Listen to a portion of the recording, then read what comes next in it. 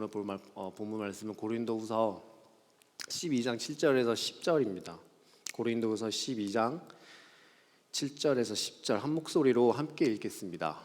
7절부터 시작. 받은 계시들이 지극히 큰 것을 인해 나로 교만하지 않게 하시려고 내 육체에 가시 곧 사탄의 사자를 이는 나를 쳐서 교만하지 않게 하시려는 것입니다. 나는 이것이 내게서 떠나도록 주께 3번이나 간구했습니다. 그러나 그분은 내게 말씀하셨습니다. 내 은혜가 내게 족하다. 왜냐하면 능력이 약한 데서 온전하기 때문입니다. 그러므로 나는 내 약 크게 기뻐하며 자랑할 것입니다. 이는 그리스도의 능력이 내게 머물게 하기 위함입니다. 그러므로 나는 그리스도를 위해 약한 것들과 모욕과 궁핍과 핍박과 공경 가운데 있으면서도 기뻐합니다. 왜냐하면 내가 약할 때에 곧 강하기 때문입니다. 아멘. 기도하십니다. 주님, 다시 주님의 말씀 앞에 섭니다. 함께해 주시옵소서. 지금 선포할 말씀이 사람의 말이 아니라 하나님의 살아있는 말씀을 경험하는 시간을 허락해 주시옵소서. 그래서 이 시간 성령님 저희와 함께해 주셔서 우리 마음과 영을 열어 온전히 하나님의 말씀만 남는 저녁이 될 수 있도록 주님 도와주시옵소서. 예수 그리스도 이름으로 기도드립니다. 아멘. 자리에 앉겠습니다.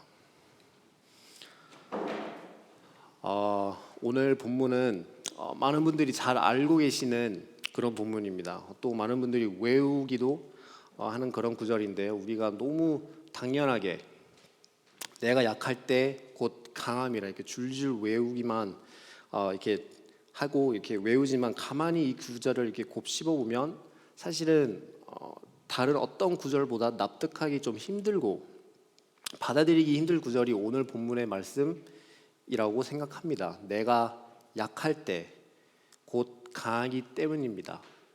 라는 말씀을 보면 이런 질문을 제 머릿속에 떠오르는데요. 어떻게 하면 약함이 과연 강함으로 될 수 있는가? 이렇게 강함과 약함은 너무 반대되는 것들이 아닌가? 왜 굳이 약함을 통해야만 이렇게 강해질 수 있는 건가? 이런 역설과 같은 이 약속은 얼핏 보면 정말 멋진 말이구나 이렇게 넘어갈 수 있는 그런 가는 게 이렇게 정말 쉽지만 자세히 들어보면 단모를 수많은 질문을 던집니다. 하지만 성경은 이런 어려운 질문 앞에 굉장히 심플한 답을 주고 있습니다. 약할 때 강하다. When you are weak, then you are strong. 그래서 오늘 저녁엔 이 역설과 같은 말씀을 같이 보시면서 사도 바울이 어떤 의미의 약함을 말하고 있는지, 그리고 어떻게 약함이 강함이 되는지, 그리고 오늘날 이 역설적인 믿음의 삶을 사는 우리에게 어떤 놀라운 약속과 진리들이 숨겨져 있는지 같이 나눠보도록 하겠습니다. 그 누구에게도 그것이 크든 작든 사람이 연약함은 다 가지고 있습니다. 사람이면 연약함을 다 가지고 있습니다. 우리가 지금까지 살아온 경험으로만 봐도 우리 자신에게 약함뿐만 아니라 우리의 주위에 있는 모든 사람들도 정말 사람이면 연약함이 다 있습니다. 뭐 작은 거부터 만약에 내 차 키를 어디 있지 막 매번 이렇게 찾는 약간 그런 잊어버리는 것부터 더 심각한 것까지 이렇게 내면을 파고드는 부정적이고 비판적인 그런 생각까지 사람은 많은 연약함을 가지고 이 연약함을 안고 살아갑니다. 이 땅에 살면서 사람은 연약함을 이렇게 벗어날 수가 없습니다. 몸이 약해지면 병을 앓고 이렇게 생각이 건강하지 못하고 마음의 아픔이 정신 건강에 악 영향력을 끼치기도 합니다. 우리 모두는 어쩔 수 없는 연약한 존재인 것을 알면서도 사람은 이런 연약함을 되도록이면 이렇게 숨기려고 합니다. 지금도 완전히 이렇게 없어진 것은 아니지만 10대 때 저는 여드름 때문에 굉장히 힘들어했었습니다.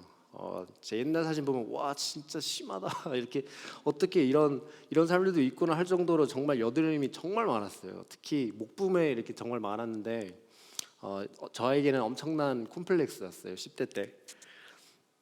저는 그래서 옛날에 날씨가 조금이라도 추워지면 바로 목도리를 하고 다녔었어요. 수업을 들을 때도 뭐 쇼핑 갈 때도 뭐 어딜 가든 like everywhere I would have a scarf. 하지만 혹시 그거 아세요? 여드름은 이렇게 가만히 놔둬야 된대요. 이렇게 막 까끌거리는 면이나 목도리 같은 걸로 이렇게 하고 다니면 박테리아가 오히려 이렇게 번져서 이렇게 더 많은 어, 여드름이 이렇게 나게 되는데 저는 이 사실을 너무나 늦게 이제 알게 됐던 거죠. 그걸 모르고 맨날 목도리를 하면서 막 왜 안 나을까? 왜 오늘은 더 심각해졌네? 왜 나한테 이런 시련이 이러면서 그런 학창 시절을 보냈던 기억이 납니다. 그리고 제 이 말의 포인트는요. The point to my disgusting story. 사람은 연약함에 부끄러움을 느낍니다. Everyone has weaknesses and they will try and hide their weakness. 그래서 그 연약함을 숨기려고 합니다. 이것이 사람의 본성이에요. 그런데 오늘 본문의 사도 바울은 자신의 연약함을 숨기지 않았습니다. 오히려 담대히 내가 약할 때 곧 강하다라고 이야기합니다.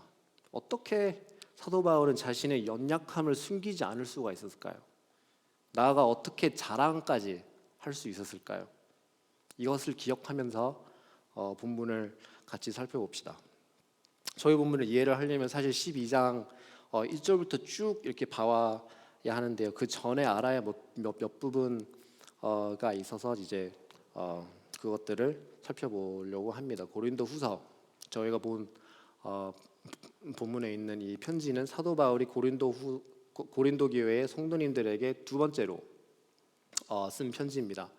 사도 바울은 아시다시피 예수님을 만난 뒤에 고난이 이렇게 따라다니는 삶을 살아왔습니다. 어딜 가나 모욕과 핍박과 학대가 있었죠. 그리고 물론 이렇게 환대를 받는 곳들도 가끔 있었지만 전체적으로 봤을 때는 늘 삶이 어렵고 촉박했습니다. 하지만 사도 바울은 그런 고난의 삶을 살지 않아도 되는 사람이었어요. 그 당시 Jewish Christian, 유대인 크리스찬으로서 가질 수 있는 스펙 중에 최고의 눈부신 스펙, 외적인 스펙인 뭐 어떤 집안에서 누구한테 배웠고 이런 것들은 여러분들이 너무나 잘 알고 계실 거라 믿습니다. 그리고 영적으로는 유대인인데 예수님의 마지막 지상 명령대로 열방을 품는 이방인의 사도로 부름을 받는 대단한 사람이었어요. 주님의 복음을 전하기엔 외적이나 영적이나 또 영으로부터 오는 내면의 강인함이로나 이보다 적합한 사람은 없었습니다. 하지만 어떻게 사역하는데 이렇게 완벽하고 사역하는데 적합한 모든 것을 가진 바울이기에 늘 사역이 순탄하고 성공적이었을까요? 아니요. 사역하는데 많은 어려움이 따라왔습니다. 다른 어떤 사도들보다도 많은 고난을 받았습니다. 고린도 교회에 교회를 세우고 사랑과 인내로 성도님들을 세우고 갔는데 여러 사람들이 그 대단한 사도 바울 그들에게 복음을 전하기엔 제일 적합하고 제일 좋은 사람이었는데도 하나님께서 주신 그의 권위를 의심하기 시작하고 불순종하기 시작합니다. 리더로서의 권위, 사도의 권위를 무시하게 됐고 그 무시가 서서히 걷잡을 수 없이 잘못된 생각으로 바르지 못한 교리로 돌변하기 시작했습니다. 그 잘못된 생각의 중심에는 약함과 강함에 대한 잘못된 사상, 잘못된 세상의 관점이 박혀져 있었습니다. 그래서 어디서부터 이런 세상적인 관점들이 이들을 침투했을까요? 사도 바울은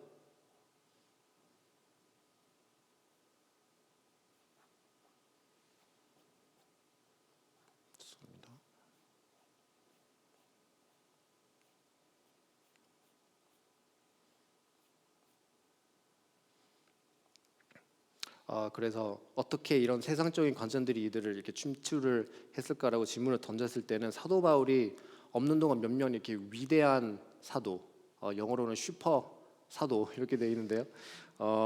물론 이제 사도 바울을 이렇게 비꼬으면서 이제 이 단어를 썼던 것 같아요. 이렇게 슈퍼 사도들이 고린도에 들어와서 사역하기 시작하는데 이들이 사도 바울과 너무 이렇게 다른 삶을 살고 있는 거예요.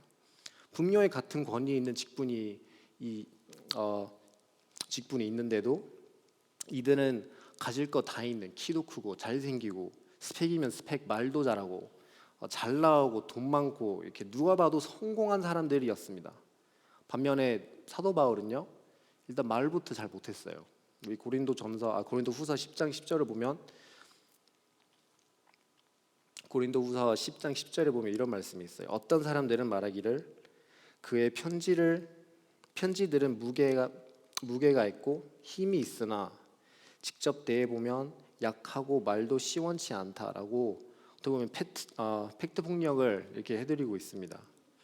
그런데 그뿐만 아니라 이들이 말하는 위대한 슈퍼 사도들은 사역에만 집중하고 정말 효율적으로 정말 일을 잘하는 그런 분들이었어요. 반면에 사도 바울은 매일 일하러 출근하러 나가야 했습니다. 텐트를 만들어가면서 돈을 벌어가며 사역을 했습니다.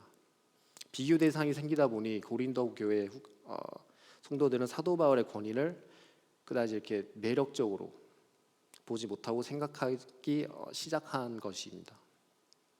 그리고 가장 마지막으로 어떻게 보면 가장 치명적으로 사도 바울의 고통밖에 없는 이 삶을 보고 슈퍼 사도들의 성공적인 삶을 보니 완전히 잘못된 생각에 이제 빠지게 됐습니다.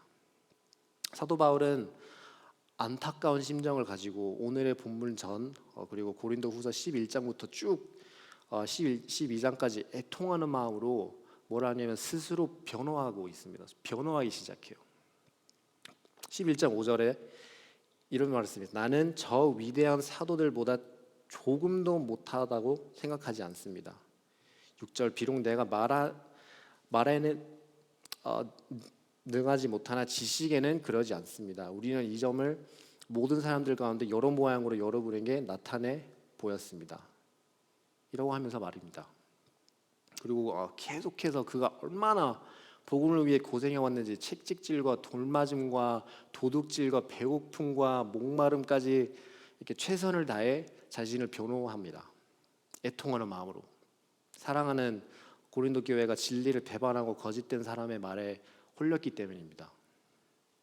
그들이 단순히 잘못된 말에 이렇게 홀린 것보다 더 깊고 사실 근본적인 문제는 이 강함에 대한 이들은 너무나도 세상적인 관점으로 이해하고 해석했다는 것입니다.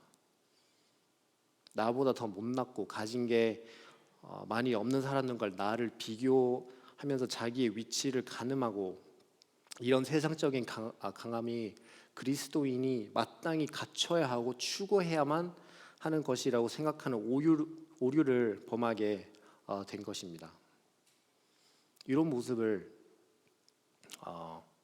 당시 그리스도인들에게만 나타난 것이 아니라 사실 오늘날 교회에게 보여지긴 합니다. 교회들이 이렇게 쉬운 길, 숫자가 많은 길, 돈이 많은 길, 보다 효율적이고 보다 더 좋아 보이는 것으로 아주 자연스럽게 마음과 생각이 가게 되고 이러한 잘못된 생각으로 인해 하나님의 일하심을 나의 열심과 바꿔서 살아가고 있는 것입니다. 물론 하나님께서 수적인 부흥을 허락해 주시고 신분된 교회에게 이렇게 축복을 부어 주시는 것은 맞지만 이런 외적인 것들과 초점에 맞춰서 세상이 볼 땐 거기는 강한 교회야, 거기는 영향력 있는 곳이야 라고 칭찬을 받고자 하는 거기에 포커스만 맞춰서 있다면 그것은 참 모습의 교회가 아닙니다. 사도 바울은 이 사실을 너무나도 잘 알고 있었습니다. 그래서 11장부터 긴 변호를 이제 시작합니다. 외적인 대단함, 강함 자꾸 이야기하는데 나 이런 사람이야 라고 본인 입에 정말 담기 힘든 스스로의 자랑을 하기 시작합니다. 본인의 사도의 권위를 스스로 가르치면서 본의 아니게 자기의 대단한 스펙 하나하나 내놓아가면서 말이죠. 여기서 기억해야 될 것은 그의 자기 증명의 목적은 이렇게 나도 외적으로 잘난 사람이야, 강한 사람이야. 그러니까 까불지 마, 나 무시하지 마. 나 이렇게 대단한 사람이니까 이런 이야기로 이어지는 것이 아니었다는 것입니다. 이 자랑 뒤에는 제발 정신 차려라라는 정말 그런 간박한 절박한 마음뿐이었습니다. 그래서 사도 바울은 보내는 편지의 셀프 이런 자랑으로 끝나지 않았어요. 눈에는 눈, 이에는 이 이런 마음이었다면 실컷 자기 자랑하고 끝까지 이렇게 그런 식으로 써 내려가면서 그러니까 나 무시하지 마. 이게 결론이어도 정말 부족한 판인데 가장 중요한 편지의 뒷부분에서 자기 자랑이 아니라 자기의 약함을 담담히 써내려갑니다. 거침이 없이 자신의 약함을 드러냅니다. 그리고 이 약함이 이 편지의 클라이맥스, 오늘의 우리의 본문입니다. 그래서 고린도후서 11장 30절에 내가 자랑해야 한다면 나는 내 약한 것들을 자랑하겠습니다. 자, 오늘 보면 7절을 보시면 12장 7절에 받은 계시들이 지극히 큰 것을 이는 나로 교만하지 않게 하시려고 내 육체의 가시 곧 사탄의 사자를 주셨습니다. 이는 나를 쳐서 교만하지 않게 하시려는 것입니다. 사도 바울의 변호의 마지막 펀치라인은 본인의 천국을 다녀오는 정말 놀라운 영적인 그런 경험까지 했지만 하나님께서는 그를 교만하지 않게 하시려고 하나님께서 육체의 가시를 허락하셨다는 것입니다. 학자들은 이 가시가 무엇이기에 정말 오랫동안 논쟁이 펼쳐져 왔습니다. 어떤 학자들은 이것을 몸의 어떤 장애나 질병이라고 이렇게 추측합니다. 육체의 가시라고 표현하는 것 보면 충분히 그렇게 생각할 수도 있습니다. 어떤 학자들은 언어적인 장애 아닐까 추측합니다. 헬라어로 이 약함 주로 언제 쓰냐면 이제 무능함, 다른 사람들은 다 있지만 나에게만 없는 그런 표현으로 그 당시에 사용했기 때문에 글의 맥락의 그 콘텍스트로 봤을 때는 사도 바울의 말을 잘 못하는 것을 말하는 게 아니겠느냐 이야기도 합니다. 여러 가지 추측이 많지만 있을 뿐 성경은 정확하게 사도 바울의 육체의 가시의 무엇인지를 사실 말하고 있지 않습니다. 아무래도 그 육체의 가시 자체가 무엇이었는지에 중요했다면 성경에서는 이렇게 얘기를 해주었겠지만 그 가시 자체보다도 그 의미에 더 포커스를 하는 게 더 유익할 것입니다. 그래서 지금까지 봐온 사도 바울의 태도와 믿음의 고백으로 봐서 한 가지 배워야 하는 부분이 있습니다. 첫째, 연약함을 인정해야 합니다. 약함을 인정하는 것이 첫 번째로 해야 되는 건데 사실 가장 어려운 단계일 수도 있습니다. 연약함을 받아들이기 힘든 이유 중에 하나가 우리는 나도 모르게 너무나 익숙해버린 자라는 세상의 그런 개념과 반대되는 가치관 때문입니다. 우리가 살아가는 이 세상은 능력주의, 자본주의, 양육강식으로 이제 굴러가는 세상입니다. 직장인들에게 회사에 요구하는 스펙, 비즈니스맨에게는 인맥과 자본, 학생에게는 높은 IQ와 좋은 성적, 이런 것들이 강함이 되어주고 계속해서 삶을 지탱해주는 것 같이 느끼게 만드는 때문입니다. 오히려 세상 사람들은 강함을 추구하는 연약함을 어떤 수로 감추려 하는 이 몸부림들이 그로 인해 온전함을 찾을 수 있다고 생각하는 나오는 것일 수도 있습니다. 그러기에 강함이 아닌 연약함을 인정한다, 한다는 말은 나와 세상과의 관계를 완전히 이제 엉터리로 만들어 버리는 것과 다름이 없습니다.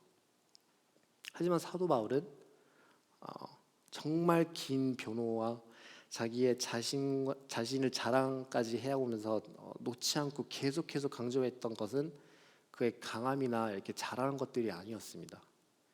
그런 것들이 아니라 내가 자랑할 게 있다면 나의 연약함이라는 것입니다. 정확하게 사도 바울이 말하고 있는 이 육체, 다시 말하지만 육체의 무엇인지는 말씀을 말하고 있진 않지만 우리가 알 수 있는 것은 왜 그 가시가 있는지 그 이유입니다. 왜 이 고통스러운 가시를 하나님께서 그에게 허락해 주시는지는 기록되어 있습니다. 7절입니다. 이는 나를 쳐서 교만하지 않게 하시려는 것입니다. 그리고 여기서 저의 두 번째 포인트입니다. 교만해서는 안 됩니다. 말씀은 성령은 정말 강하게 저희에게 교만함에 대해서 경고해주고 있습니다. 야고보서 4장 6절에 보시면 이런 말씀이 있어요. 하나님께서는 더 큰 은혜를 주십니다. 그러므로 말씀하십니다. 하나님께서는 교만한 사람들을 물리치시고 겸손한 사람에게 은혜를 주신다. 이 말씀이 영어로 보았을 때 더 피부로 이제 와닿는데요. 이 말씀을 영어로 보시면 says God opposes the proud. opposes 대적하신다는 표현을 씁니다. 다른 말로 교만이 마음에 가득 차 있으면 하나님 앞에 나의 약점을 인정하지 않고 그렇게 자신의 강함만을 추구하는 삶을 산다면 하나님의 은혜를 누리지 못함과 더불어 하나님의 적이 된다는 뜻입니다. 그 어떠한 몸의 질병이나 장애나 연약함보다 더 무서운 게 이 교만함입니다.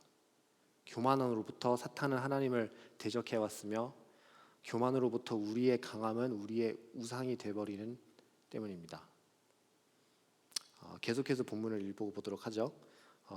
바울은 이제 가시로 인한 고통이 너무 커 하나님 앞에 간절히 기도드리며 육체의 가시를 없애달라고 합니다. 12장 8절입니다. 나는 이것이 내게서 떠나도록 주께 3번이나 간구했습니다.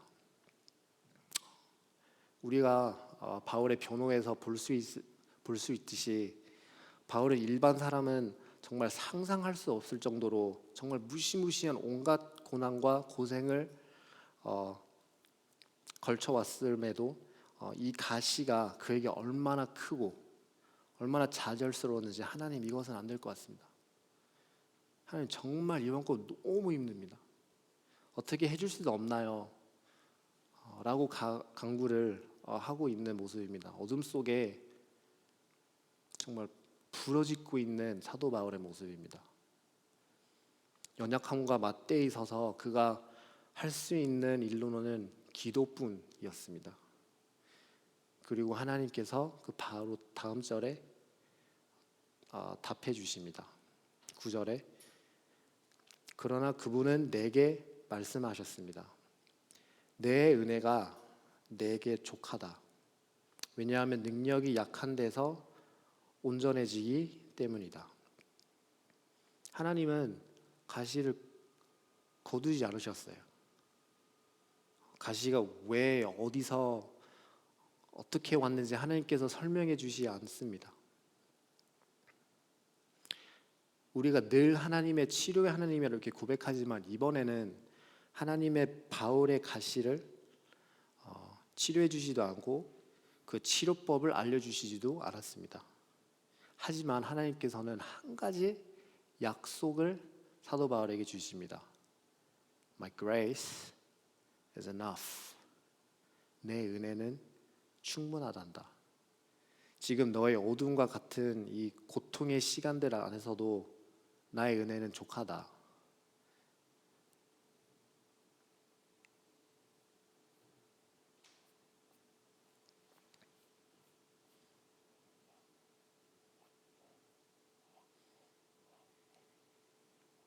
그리고 그 이유는 능력이 약한 데에서 온전해지기 때문입니다.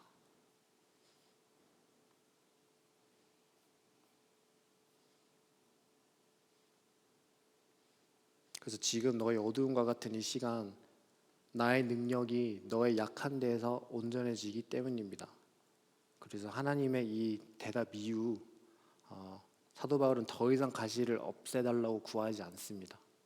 가시에 대한 어떠한 설명도 어떠한 이유도 더 이상 묻지 않습니다. 그분이 그 은혜가 족하다고 약속하셨기 때문입니다. 이해가 되지 않아도 enough 이라는 약속을 믿고 바울은 그 자리에서 일어났습니다. 그리스도인의 삶은 이 설명에 있지 않습니다. 그리스도인의 삶은 설명이 되어지고 막 납득이 되고 이해가 되어져서 나아가는 것이 아니라 하나님의 약속을 믿으며 나아가는 것이기 때문입니다. 하나님의 은혜는 우리가 어떠한 연약함과 고통 중에 있을지라도 족합니다. 비록 우리가 바닥을 치고 우리의 고통이 끝이 보이지도 않고 우리의 고통에도 변하지 않는 이 연약함 속에서도 하나님께서 은혜의 약속으로 답변을 해드리시는 것입니다. 마지막 포인트입니다. 어떤 상황 속에서도 하나님의 약속과 인격을 신뢰해야 합니다. 하나님의 은혜는 늘 우리에게 충분합니다. 우리가 하나님 앞에 엎드리며 우리의 나약한 모습들을 인정하며 겸손히 하나님의 은혜를 아랠 때 그분의 놀라운 손길을 경험할 수 있습니다. 아이들은 크면서 이렇게 매 순간 가르침이 필요한 존재들이에요. 저거 만지면 안 돼, 저거 되게 뜨거워, 아니면 그쪽으로 가면 안 돼, 그쪽으로 가면 가시밭이 있어, 이런 식으로 매일 이제 레슨이 필요하고 리마인더가 필요한 존재들이에요. 가끔 아이들은 이렇게 가르쳐줄 때 네 하고 이렇게 넘어가지만 다음 날이면 이렇게 잘 잊어버립니다. 그리고 똑같은 행동을, 똑같은 실수를 이렇게 범하고 이렇게 반복하려고 합니다.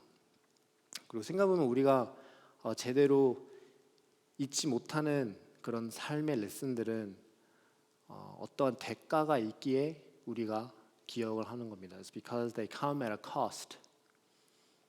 손가락이 조금 화상이 입었을 때, 발목이 조금 피가 나게 되었을 때, 그제서야 왜 부모님이 그런 말씀을 해주셨는지 대번에 알아채게 됩니다.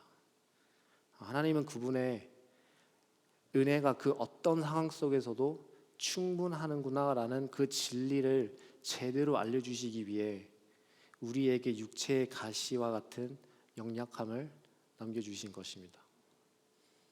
우리가 스스로 그런 안개를 들어왔을 때 직접 고통과 싸우면서 하나님께 부르짖을 때만 하나님의 은혜만 내게 있다면 나는 두려울 게 없다 라는 것이 진정한 나의 고백이 되기 때문입니다.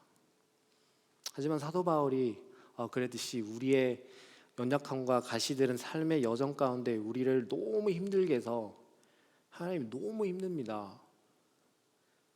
그만요.